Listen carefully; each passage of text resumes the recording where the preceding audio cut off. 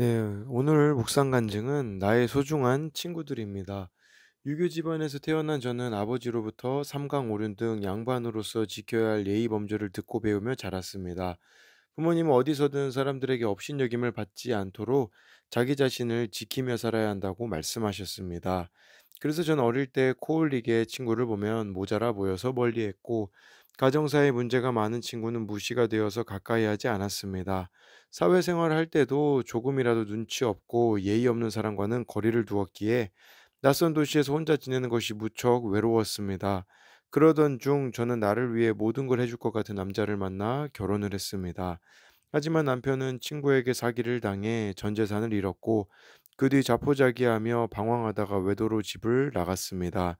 이런 상황이 도무지 이해되지 않던 때에 저는 교회를 다니며 구속사의 말씀을 듣게 되었습니다. 아이들 급식비도 못 내는 제가 그렇게도 무시하던 가난한 환경이 되고서야 하나님 앞에서 저의 모습이 보였습니다.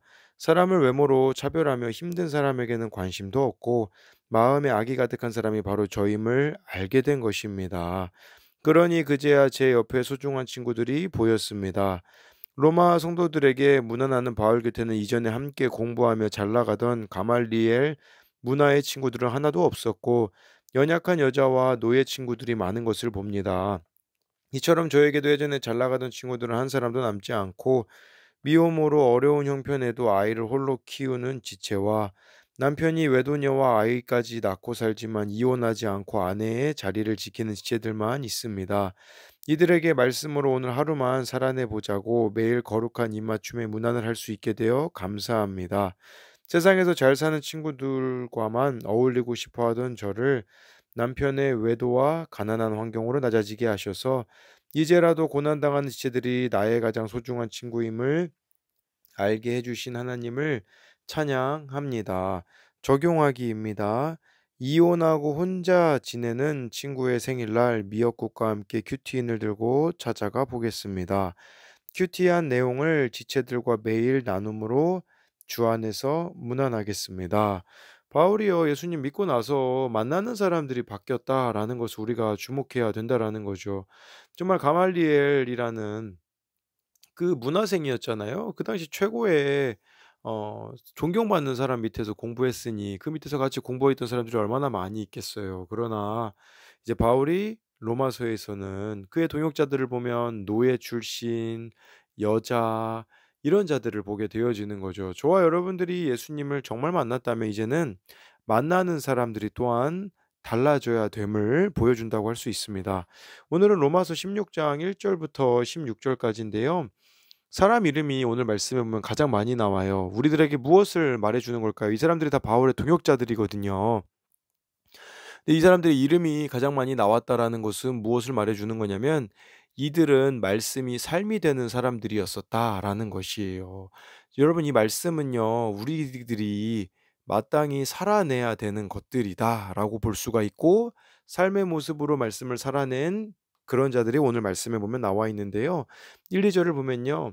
내가 겐그레아 교회 일꾼으로 있는 우리 자매 베베를 너희에게 추천하노니 너희는 주 안에서 성도들의 합당한 예절로 그를 영접하고 무엇이든지 그에게 소용되는 바를 도와줄지니 이는 그가 여러 사람과 나의 보호자가 되었음이라라고 해서요. 예, 바울이 겐그레아 교회 일꾼으로 있는 자매 베베를 너희에게 추천한다라는데요. 여기 교회 일꾼이라고 하는데 일꾼이란 이 단어는 집사라는 뜻이에요. 뭐 집사의 그런 직분을 감당했던 것이라고 볼 수 있겠죠. 또 이 베베라는 이름은 이방 여신의 이름으로 빛나다라는 뜻이거든요. 아마 그가 이렇게 뭐 이방 여신을 섬겼던 그런 가정에서 태어나고 자랐다가 이제 예수님을 만났다라고 볼 수가 있죠. 그 로마 성도들에게 제일 먼저 추천한 사람이 여성 베베라는 것은 얼마나 바울이 그녀를 신뢰했는지를 보여주고 있는 거예요. 그래서 2 절에 예. 합당한 예절로 그를 영접하래요. 아마 이 베베가 지금 바울이 로마서를 기록하고 있는 곳은 고린도 지역이거든요. 이 로마서를 들고 간 인물이 베베입니다. 그래서 정말 그 당시에는 통신 수단이 없었기 때문에 편지를 쓰면 직접 가야 되는데 수고도 참 많이 하였던 책임질 만한 사람이 이렇게 베베였었다라고 볼 수가 있는 거예요. 그래서 그런 베베에 대하여서 합당한 예절로 영접하고 무엇이든지 그에게 소용되는 바를 도와주라라고 하는데, 이 도와줄지니라는 것은 곁에 서다라는 뜻이에요. 그 사람의 입장에서 함께 해야 한다라는 것을 말씀해 주고 있는데, 1-2 절에 대한 적용은요. 내가 교회의 일꾼으로 추천하고 싶은 베베는 누구입니까? 이 교회 공동체에도 여러분 생각에 베베 같은 사람이 누가 있냐라는 것이겠죠. 나는 누군가에게 추천받을 만한 사람인가요? 이걸 한번 생각해 봐야 될 것 같아요. 다른 사람이 나를 정말 믿음의 사람으로 추천할 수 있는 그런 사람이 나인가? 또 한 가지는요. 교회에서 내가 섬길 수 있지만 모른 척하는 일은 없습니까? 이 집사라는 게 교회 일꾼 섬기는 자인데 섬겨야 되는 게 우리가 흔히 보이잖아요. 근데 문제는 뭐냐면 자꾸 다른 사람이 섬겨 주지 않는 걸 원망하는 경우가 너무 많아요. '이게 잘못되었다.'라고 볼 수가 있는 거죠. 섬김의 자리가 보이는 건 '그 자리는 내 자리다.'라는 것을 알아야 한다라는 것입니다. 네. 그리고 여기 아까 2 절에서 얘기를 안 했지만 바울의 보호자가 또 이 베베가 되었다라고 하고 있는데, 이 보호자라는 것은 후원자를 뜻하기도 합니다. 정말 바울의 든든한 후원자였던 베베를 말씀해 주고 있는 거죠. 3-4 절에요. "너희는 그리스도 예수 안에서 나의 동역자들인 브리스가와 아굴라에게 문안하라. 그들은 내 목숨을 위하여 자기들의 목까지 내놓았나니 나뿐 아니라 이방에 있는 모든 교회도 그들에게 감사하느니라." 바울의 예수님 안에서 동역자인 브리스가와 아굴라가 있는데요. 브리스가와 아굴라는 부부입니다. 브리스가는 여자고 아굴라는 남자. 그러니까 아내와 남편인데, 그런데요, 여자 이름이 먼저 나왔어요. 이것은 우리들에게 복음에는 차별이 없음을 말씀해 주고 있는 것과 동시에 아마도 브리스가의 믿음이 더 뛰어났다라고 할 수가 있습니다. 이 부부는요, 로마 황제 그 글라우디오라는 황제 때 그때 모든 유대인들이 추방된 적이 있거든요. 그때 이 사람들도 추방되어서 고린도 지역에서 바울에게 전도를 받고 그리스도인이 되는 것이 사도행전에 보면 나와 있어요. 또 같이 천막을 만드는 동업을 했고요. 바울이 에베소로 가면 이들도 함께 에베소로 갔고, 에베소에서 그 은장색이 막 바울로 인하여서 손해 본다라고 해 가지고 막 이렇게 소욕해 했을 때, 그때 정말 목숨을 걸고 지켜줬던 사람들이 브리스가와 아굴라 부부였어요. 그래서 4 절에도 나와 있잖아요. "내 목숨을 위하여 자기들의 목까지도 내놓았다." 근데 그들이 지금 어디 있나요? 로마 교회에 있다라는 거죠. 네, 왜 로마 교회에서 이렇게 사역을 했겠습니까? 또 아무래도 바울의 요청 때문에. 여러분 이런 거 가능하겠어요? 정말 고린도에 있다가 에베소에 있다가 지금은 심지어 로마까지 이렇게 가 있는 이 부부들은 정말 이렇게 믿음의 결단이 아니면 그렇게 떠나는 거, 그 자리를 지키는 게 참 쉽지 않다라고 볼 수 있겠죠. 3-4 절에 대한 적용은요. "내게 허락하신 영적 지도자와 믿음의 지체를 섬길 때 내 이름까지 높아지고 모두에게 감사의 대상이 되는 것을 경험합니까?" 우리도 이렇게 브리스가와 아굴라처럼 영적 지도자 또 믿음의 지체들을 섬기고 있냐라고 할 수가 있는 거예요. 바울이 그들에게 감사하느니라라고 해서 정말 여러분들이 그렇게 섬기는 삶을 살 때 다른 사람들이 여러분들에게 감사하는 일이 있을 수밖에 없다라는 거겠죠. 5 절에도 "저희 집에 있는 교회에도 문안하라. 내가 사랑하는 에베네도에게 문안하라. 그는 아시아에서 그리스도께 처음 맺은 열매니라." 저의 집에 있는 교회에 문안하라라는 것은 브리스가와 아굴라 부부가요, 자기 집을 교회로 내주었다라는 거거든요. 그 당시 교회는 가정교회였거든요. 자기 집을 내주었다라는 것은 '집이 곧 교회다.'라는 것은 우리들에게 무슨 말일까요? 그런 의미가 될 수가 있겠죠. 교회라는 것은 우선은 건물을 말하는 게 아니라 서로 이 지체들의 하나 되는 모임을 뜻하는 것이고요. 가정이 또 교회다라는 것은 이런 의미도 될 수가 있겠죠. 교회에서의 모습이나 가정에서의 모습이나 일치해야 된다라는 의미가 될 수 있어요. 근데 너무나 많은 사람들이 이중적인 모습을 보이는 것이 있는 거죠. 또 5 절에 에베네도 그는 아시아에서 그리스도께 처음 맺은 열매다라고 하는데, 이것은 우리가 열매 맺기 위하여서는 참 많은 수고가 필요하다라는 의미도 있고요. 사실 그렇지 않습니까? 우리가 이렇게 너무 힘들 때가 있어요, 영적으로요. 내가 이렇게 쏟아 부어도 사람들이 변화되어지지 않는 것 같고. 근데 그때마다 꼭 하나님께서는 열매를 주시더라고요. 우리도 이렇게 첫 열매와 같은 자들이 우리 주변에 있다라고 볼 수 있고, 저와 여러분들도 이렇게 첫 열매처럼 늘 열매 맺는 신앙생활을 해야 된다라고 할 수도 있는 거예요. 그래서 이 5 절에 대한 적용은 교회에서의 모습과 가정에서의 모습이 일치하고 있습니까? 정말 이중적인 부분들, 네, 버려야 한다라는 거죠. 6 절에 "너희를 위하여 많이 수고한 마리아에게 문안하라." 그 당시 마리아는요, 흔한 이름이었어요. 그러니까 교회에서 이렇게 흔한 이름 가지고 평범하게 살지만, 예, "너희를 위하여 많이 수고하였다." 이게 중요해요. 내 이름 석자보다요, 주님을 위해 내가 어떤 수고를 하고 살았는지가 중요하다라는 것을 이 6 절을 통해서 기억해야 되겠죠. 7 절에 "내 친척이요 나와 함께 갇혔던 안드로니고와 유니아에게 문안하라. 그들은 사도들에게 존중이 여겨지고 또한 나보다 먼저 그리스도 안에 있는 자라." 바울이요, 친척이 또 이 로마 교회에 있었어요. 안드로니고와 유니아였는데, 이들은 먼저 그리스도 안에 있었다라는 것은 바울보다 먼저 예수님을 믿은 것으로 추정할 수 있는데, 스데반 집사님이 순교할 때 그때 바로 예수님을 믿은 것으로 추정하고 있어요. 그런데 어떻게 보면 바울보다 먼저 예수님을 믿었기 때문에 믿음의 선배라고 할 수 있지 않겠습니까? 그러나 네, 바울은 이 바울에게 대하여서도 참 '내가 먼저 믿었는데.'라고 할 수 있겠지만, 바울을 존중하고 있는 이들의 모습을 보면서 우리도 신앙의 연수보다 중요한 건 성숙인 것 같습니다.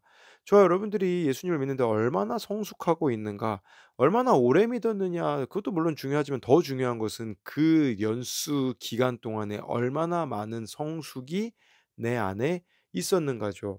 바울은요, 나와 함께 갇혔던 안드로니고와 유니아라고 했어요. 그러니까 바울과 이렇게 같이 감옥도 가고 고난을 함께하는 파트너가 되었다라는 것을 말씀해 주는데, 이건 우리들에게 뭘 말해 주는 걸까요? 신앙이 성숙한다라는 것은 공감 능력이 확장됨을, 예, 알아야 한다라는 거예요. 그리고 친척이기 때문에 사실 존경하기가 어려울 수도 있지 않을까요? 예, 그렇지만 우리가 이걸 통해서 '가까운 사람일수록 존경받기가 쉽지 않으나 가까운 사람에게 존경받는 게 진짜다.'라는 것을 또 봐야 된다라고 할 수가 있어요. 그래서 실절에 대한 적용은 '나는 가까이 있는 사람에게 존경을 받고 있나요?' 내가 존경하고 함께 갖춰주는 공감을 보여주어야 하는 가까이 있는 사람은 누구입니까? 8-9 절에요. "또 주 안에서 내 사랑하는 암블리아에게 문안하라. 그리스도 안에서 우리의 동역자인 우르바노와 나의 사랑하는 스다구에게 문안하라." 바울이요, 주 안에서 내 사랑하는 암블리아라고 표현을 했거든요. 그러니까 이 "내 사랑하는"이라고 표현을 쓴 사람은 여기서 암블리아밖에 없거든요. 그런데 이 암블리아는 이 이름 자체가요, 2000년 전에 노예에게만 붙이던 이름이었대요. 바울이 아까 그 묵상 간증에 나오잖아요. 잘 나가던 친구들하고 어울리는 게 아니라 노예와 여성하고, 예, 이렇게 교제하고 있는 바울의 이런 모습을 보면서 바울은 노예 출신인 암블리아에게, 예, 더욱 애정 어린 관심을 두었다. 그를 더 존귀하게 여겨 주었다라는 것이겠죠. 10 절부터 12 절에요. "그리스도 안에서 인정함을 받은 아벨레에게 문안하라. 아리스도 블로의 권속에게 문안하라. 11 절에 내 친척 헤로디온에게 문안하라. 나기수의 가족 중 주 안에 있는 자들에게 문안하라. 12 절에 주 안에서 수고한 두루베나와 두루보사에게 문안하라. 주 안에서 많이 수고하고 사랑하는 버시에게 문안하라." 네, 여기서 10 절에 그리스도 안에서 인정함을 받은 아벨레라고 하는데, 인정함을 받다라는 것은 원어로 보면요, 연단되어 참되다라는 뜻이에요. 그러니까 이 아벨레라는 사람이 믿음이 연단이 많이 되었던 것이에요. 많은 고난과 시험을 통해 연단되었기 때문에 이런 칭찬이 되어진다라는 거겠죠. 저와 여러분들이 하나님께, 예수님께 인정받는다는 것은 뭘까요? 예, 이런 고난과 시험과 연단의 시간들을 믿음으로 잘 극복해 가야 된다라는 거죠. 또 10 절에 아리스도블로에게 있는 권속, 이 권속 아리스도블로는요, 또 여기 12 절에 있는 내 친족 헤로디온, 이 두 사람은 헤롯 가문의 사람으로 왕족이다라고 하더라고요. 그러니까 예수님을 죽이려고 하고 세례 요한을 죽인 헤롯 가문에서도 예수님을 믿는 자가 나왔다라는 거죠. 또 아리스토블로의 권속이라고 10 절에 나오는데, 권속은 뭐 가족이라는 의미도 있겠지만 사실 노예를 뜻합니다. 정말 바울은 이렇게 노예에 대하여서 관심을 가지고 있는 차별이 없는 복음, 아까도 말씀드렸잖아요. 그게 바울에게는 실제였었다라는 거죠. 근데 우리는 얼마나 많은 또 차별들을 하고 있는가 이런 것도 볼 수가 있겠죠. 13 절에요. 주 안에서 택하심을 입은 루포와 그의 어머니에게 문안하라. 그의 어머니는 곧 내 어머니니라. 루포의 어머니는 내 어머니라고 하는데 이것은 혈연이 아니라도 누구보다 사랑하고 헌신하는 사람들을 보면서 바울은 주 안에서의 가족이 또 진짜 가족이다라고 말했어요. 여기서 루포가 누굴까요? 마가복음 15장 21 절에 보면 루포가 누군지 나와 있거든요. 마침 알렉산더와 루포의 아버지인 구레네 사람 시몬이 시골로부터 와서 지나가는데 그들이 그를 억지로 같이 가게 하여 예수의 십자가를 지우고, 예수님이 십자가에 못 박히실 때 억지로 십자가를 지은 구레네 사람 시몬이 있었습니다. 그 사람의 아들이 루포예요, 루포. 그러니까 여기 그의 어머니라는 것은 그 십자가를 억지로 지은 구레네 사람 시몬의 아내였겠죠. 근데 이들이 이제 믿음 신앙생활을 했다라는 것을 말씀해 주고 있어요. 루포뿐 아니라 알렉산더란 이 아들도 예수님을 믿었던 거죠. 뭘 말해 주는 걸까요? 저와 여러분들이 가정에서 자기를 부인하고 자기 십자가를 지면 이렇게 가족이 다 구원받게 되어지는 일들이 일어난다라는 것이에요. 그러나 내가 십자가를 지려고 하지 않는다면 이런 구원의 역사는 이루어질 수가 없다라는 것이 되겠죠. 마지막으로 14 절부터 16 절을 보면요. 아순그리도와 블레곤과 허메와 바드로바와 허마와 및 그들과 함께 있는 형제들에게 문안하라. 빌롤로고와 율리아와 또 네레오와 그의 자매 올름바와 그들과 함께 있는 모든 성도에게 문안하라. 16절에 너희가 거룩하게 입맞춤으로 서로 문안하라. 그리스도의 모든 교회가 다 너희에게 문안하느니라 해서요. 14절에서 주목해야 되는 인원은 험해, 또 15절에 빌롤로고, 이 이름은요 노예의 이름이었어요. 15절에 또 네레오란 이름이 있잖아요. 네레오는 클레멘스 집정관의 비서로 당시 최고의 권력층이었다라는 거죠.